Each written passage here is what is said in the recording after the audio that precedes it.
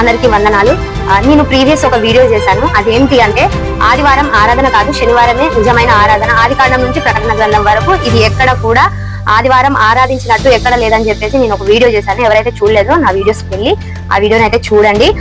ఒక బ్రదర్ నాకైతే మెసేజ్ చేశాడు. అదేంటంటే కళ్ళు తెరిచి చూడు, ఇక్కడ పెట్టే ట్యాగ్ చేశాను చూడండి. కళ్ళు తెరిచి చూడు, నన్ను జ్ఞాపకం చేసుకున్నటకు దీనిని చెయ్యుడని చెప్పాను.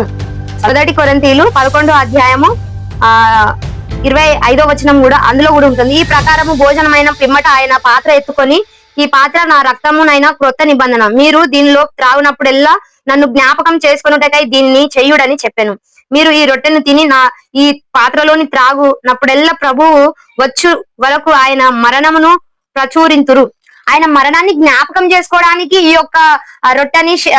యొక్క రొట్టెని ద్రాక్ష రసాన్ని కొత్త నిబంధనగా, ఆయన రక్తము ఆయన శరీరముగా ఉన్నదాన్ని మనకిచ్చి కొత్త నిబంధన చేసి ఆయన వెళ్ళిపోయాడు. అంటే ఆయన మరణాన్ని మనం జ్ఞాపకం చేసుకోవడానికి అనేది ఈ పండుగని ఆచరించమన్నాడు. పస్కా పండుగ ఆయన ఆచరించాడు, మనం కూడా ఆచరించాలి బ్రదర్. అంతేకాని ఇది ఆరాధన రోజు చేయవలసిన పని కాదు.